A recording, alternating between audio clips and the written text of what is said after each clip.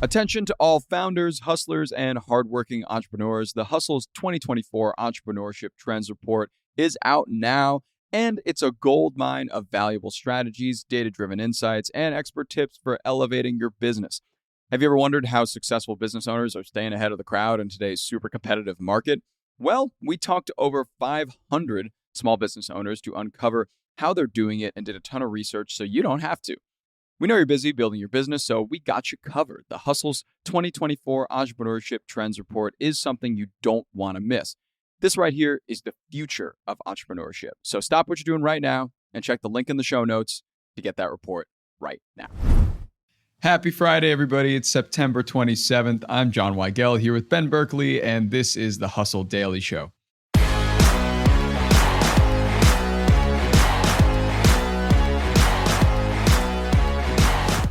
One of America's most beloved airlines is no longer the same as it used to be. Southwest Airlines is in the middle of an identity crisis as it completely alters its business strategy and plans of the future. Say goodbye to no assigned seating and say hello to premium legroom options and international extensions and also red eyes. So will this turnover save the business and our budget airlines going extinct? We'll get to that in a bit, but first let's give you the hits and headlines in business and tech.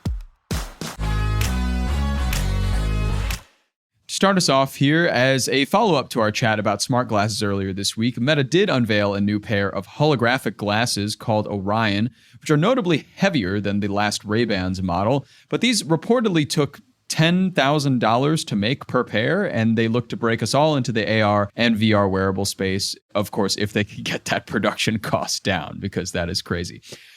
More about Meta. If you want to chat with John Cena on Instagram, you don't have to DM him anymore, because I know you've tried.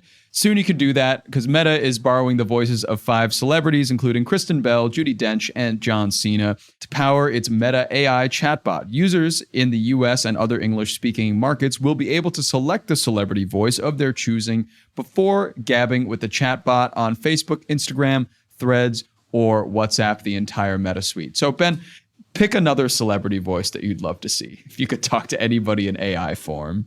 I mean, why are we wasting any time? Scooby-Doo. Obviously, yeah. That's the answer. It's the only answer.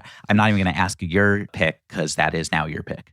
Yeah, that's now my pick. I was going to say Dolly Parton, but Scooby-Doo. Okay, actually, okay. Well, I was really flying high on the Scooby pick, but Dolly is also a winner, so... How nice would it be just to, wake up, open Instagram, and just hear Dolly Parton say, "Hey, sugar." I think that would be really nice. I love that. From there, we go to AI startup Do Not Pay, which is actually going to be doing just that. It'll pay $193,000 to settle charges from the FTC. Do Not Pay hailed itself as the first ever robot lawyer, allowing users to, quote, sue anyone with the click of a button. But the FTC found that slightly deceptive since its chatbot wasn't tested or validated by qualified attorneys and could not actually replace a human lawyer. Yeah, it's just like, you got to test this, especially in this AI weird zone where everyone can just kind of say AI is doing this magical thing for you. Back that up, because clearly FTC is looking and willing to go after these companies that they feel are being deceptive. Also, a big win for actual lawyers who no doubt were involved in this $193,000 settlement. Yeah. What a nice statement for them to force money out of the robot lawyer. Good for them. From there, we go to OpenAI. OpenAI is bleeding like crazy lately, with former CTO Mira Murati leaving the company and now their chief research officer, Bob McGrew, and a research VP, Barrett Zoff, both leaving hours after on Wednesday. Altman assured employees that leadership changes are normal, though, so don't worry about that, I guess. All this as they move to become a for-profit company. So exciting changes on the horizon, I am sure. And finally here, Alphabet invested $11 million in Distance Technologies, a mixed reality startup that's turning the transparent surfaces on car windshields and plane cockpits into augmented reality displays. And may I say, for everybody, finally, that sounds really cool. It does, and also maybe it will be my cause of death. I guess so. So there is that. But obviously, I guess any investment in testing this out is going to be great before any wide adoption. Yeah. I do like our differences on this point of mine being, oh, cool, like the Starship Enterprise, and yours being, oh, no, death. So truly bringing all the points here. Yeah, it just kind of really shows our inherent worldviews. In I guess we make it work somehow in spite of that. So I'm very proud of us. We're an odd couple, but we make it work. All right, on to the main story today. Today, it's about Southwest Airlines, the airline I always hear about but have never personally flown. They're going through some big growing pains to try and get their business back on track and compete with other airlines in the airport. So, Ben, what is Southwest Airlines doing right now to change their operations? We're going to go back a second first. I cannot believe you have not flown them. Never. That's wow. It's not because I don't want to. It really just never came up as an option. And when it did, it was more expensive than something else. So I just never really went with it. That is fair. Well, I will say, as someone who has done a lot of Southwest flying, I grew up in a hub in Phoenix, lived in another one in Chicago, spent a lot of time on those planes. I've amassed more Rapid Rewards points in my life than dollars.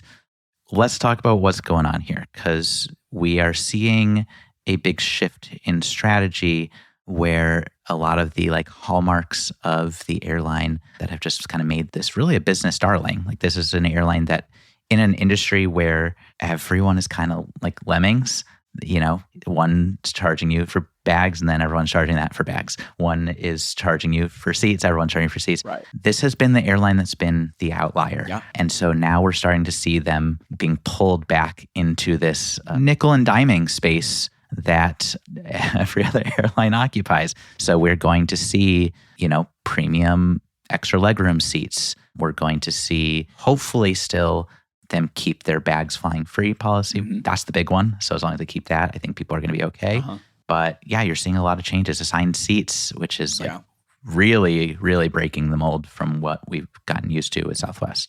Yeah, it's a big deal, all these changes, especially the assigned seats, because even though I haven't flown Southwest, it's mainly been touted to me as the airline where there are no assigned seats. You just board and just pick a seat and just get right up in there. So this dramatic change to be, as you said, kind of like every other airline out there is definitely in an effort to bring them more profitability in the future. They plan to kind of begin all these initiatives in the second half of next year. So there is some time, but these changes are definitely coming. I'm just wondering here why exactly they're choosing to change these processes that have brought them so much customer satisfaction in the past. So let's establish some teams here. So in one corner, we have Southwest Airlines. In another, we have a hedge fund called Elliott Management. So they have built up a really big stake, about a 10% stake in the airline, and have turned into an activist agitator over there where they would like profit margins to be much higher. They would like to replace board seats and a new CEO, and they're trying to squeeze every dollar out of this holding, which, I suppose is your right as a stakeholder in a company.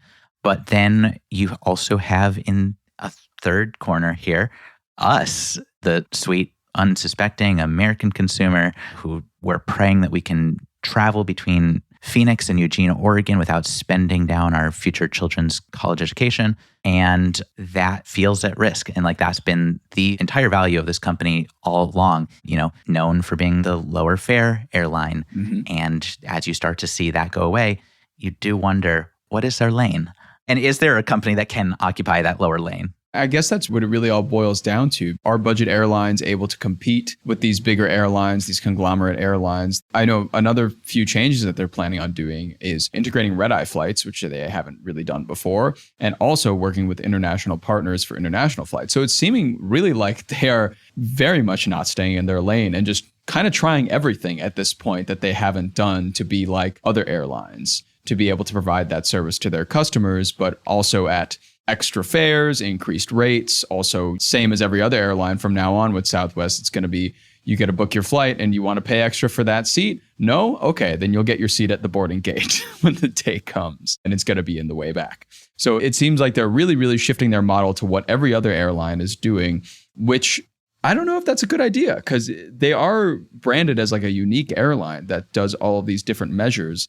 And now they're just like everyone else. Why would you fly them? Yeah, I think we'll see very soon, and I suspect the answer is no, but whether the current model is going to work for airlines. Because you have seen in the last couple of weeks now, Alaska Airlines and Hawaiian Airlines officially merged. You've seen efforts from like JetBlue and Spirit to merge. Right. I think you're just going to see this era of consolidation and just trying to make sure that it is a business first and foremost rather than like a utility. I think that tension point is always going to be there. And I think we're starting to see where airlines know that we need to go from place to place and they can charge us anything and we're probably going to pay it.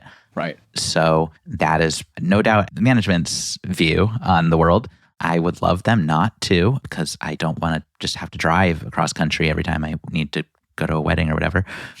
But yeah, it's going to be really interesting to see. This is a really great test of the future of the airline industry because this is a brand that has such loyalty. And if you start to kind of turn it into any other airline, is that going to remain? And will they actually see the lift from it? So far, the market's really happy today with these changes they've announced. So I suppose that bodes well, but long way to go, especially since these changes aren't really going to set in until 2026, largely for consumers. Yeah. Yeah. So we have a little while to wait. In the interim, maybe I'll take a Southwest flight, see what it's all about. Just do it. Yeah. While you have the option to like do chaos boarding, it is a unique adventure trying to check in exactly 24 hours before your departure time so that you get a good boarding group number. And then you're kind of like, oh, I'm like in the B30s. Is that actually going to get me my bag up or not? Can I sit next to my partner? Like all these really fun, awful experiences, but like they're our awful experiences and they feel comforting at the same time. That's right. It's a unique, awful experience. May you find out soon. The American dream. Yes.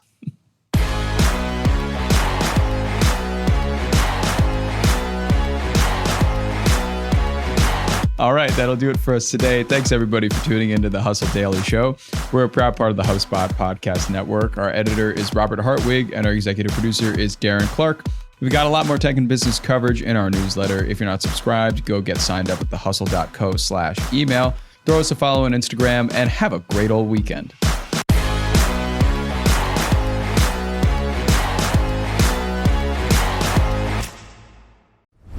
Hey, everybody. I've been listening to this awesome podcast lately called Nudge. It's hosted by Phil Agnew, and it's brought to you by the HubSpot Podcast Network, the audio destination for business professionals. Have you ever noticed how the smallest changes can have the biggest impact? On Nudge, you learn simple evidence-backed tips to help you kick bad habits, get a raise, and grow a business.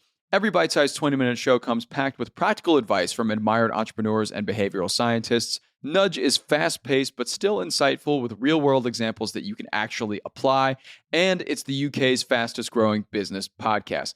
I was listening to an episode recently where Phil had on Nick Kalenda, who is a former mind reader and psychic who now works with big companies in their sales departments on selling more products. It's absolutely mind-boggling, and you got to check this out. If you want an MBA's worth of insight in one single podcast, this show is right for you. Every 20-minute podcast gives you something extra special.